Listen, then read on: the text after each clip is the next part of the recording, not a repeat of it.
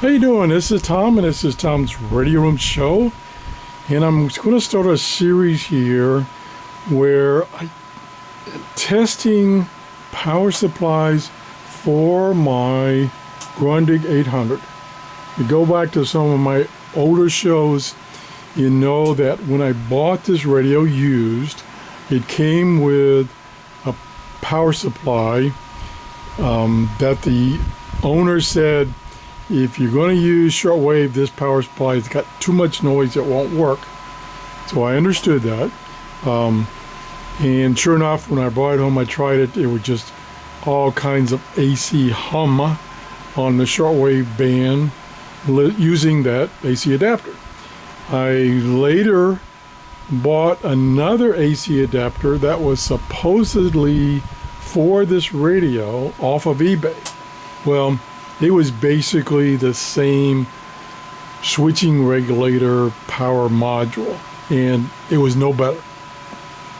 So subsequently, I have had to use my lab power supply, which is up there somewhere. Oh, right there on the shelf. I'll zoom in for a second. And the radio works fine on that power supply. Now that power supply is heavily regulated.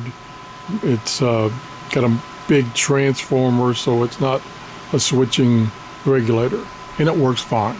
So what I'm going to do in the next couple of shows, may not be sequential, is now that I have this oscilloscope right here that was given to me by manual, I can now look at the output of my lab supply and look at the output of that right there. That's one of the adapters that doesn't work. It's got too much AC ripple. So in this show, I'm going to show you the characteristics, or try to show you the characteristics of my lab power supply. It's set up for 9 volts, which is what that radio wants, and it can put out up to, I think, 1.5 amps.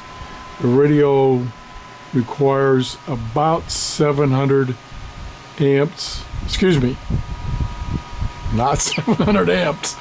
Oh my gosh, I'd have to use battery cables to hook it up.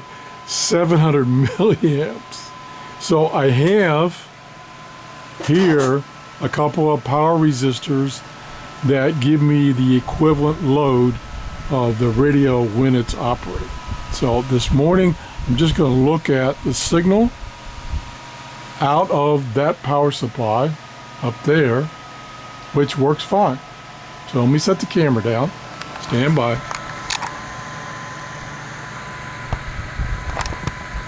And I guess I could turn this fan off, which is starting to get a little warm in my workshop, but yeah, it's okay. Okay, let me see what I've got in the camera here. It's pretty good. Let me move it around a little bit. Whoops. I definitely need a cameraman. And we'll try zooming in on that display.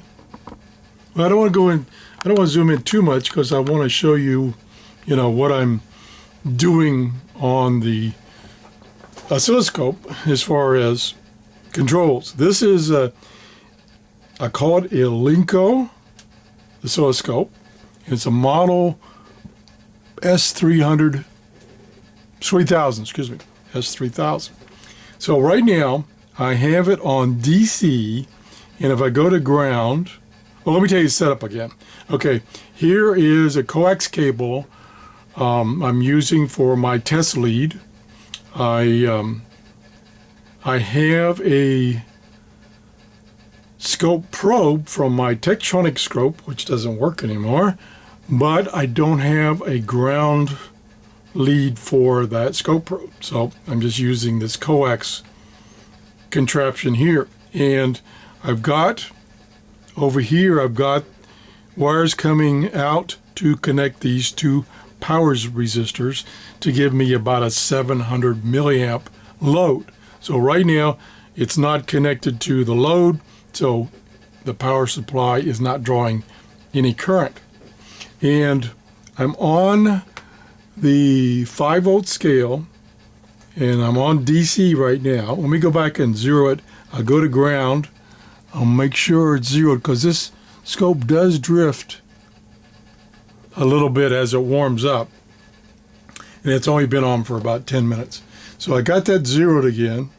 So if I go to DC, I get a little bit less than 2 units, which is 5, excuse me. Oh yeah, okay. My vision is not that good. It's on the 5 volts per division scale. So that's about something less than 10 volts, which is right. If I go over to the AC position of the scope, I see it's practically 0. Now I'll crank up the gain on the scope for the vertical deflection, and you'll see what it does. So now I'm at 5 millivolts per division, and you see there's a little ripple in there, and I'm at the time scale is, whoops, I kicked the camera, sorry about that. The time scale is 1 millisecond per division.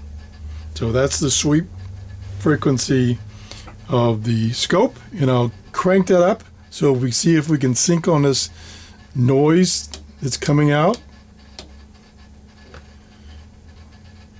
Of course, with these lesser expensive scopes, as you increase the sweep speed, the intensity of the signal goes down, and I'm on automatic sync, so it's automatically syncing on the signal. And let me zoom in here for a second, if I can find the zoom button and not turn the camera off.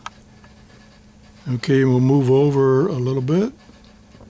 Okay, you can see there's practically no noise on that power supply. Now, that's with no load. So now I'm going to attach this load that simulates the load of the radio, which is about 700 milliamps.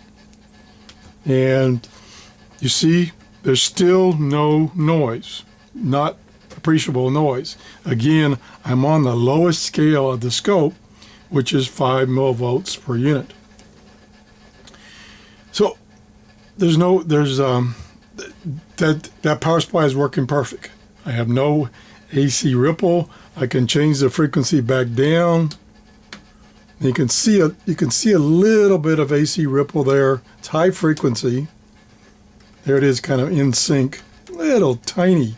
I mean, it's maybe 1 millivolt. So it's probably something, well, I'm sure it is something that the radio's internal conversion circuitry can take care of that little tiny ripple. Now, what I will do in the next show, and I don't want to run this too long, to ramble on too long, is because I have to take all this down, and then I'll hook up this AC adapter. Here's the other one that actually came with the radio. It's not in there. They're both act about the same. Terrible. I'll hook this up to my circuit here, and then we'll look at the ripple coming out of this guy. And that will take a little bit because I've got to find some way to connect to this adapter. So I'll do that in a future show. Might be the next show. It might be a couple of shows later. So here's kind of the basic setup. Kind of indicates why the radio likes my lab power supply. And again, the radio requires 9 volts DC. So anyway, if you enjoyed the show, please give me a thumbs up. That tells me, okay, I'll proceed on and do some more testing and record this, and we can find out, what exactly is wrong with these things that they don't work on my Satellite 800. Thanks for watching. Have a great day. Bye-bye.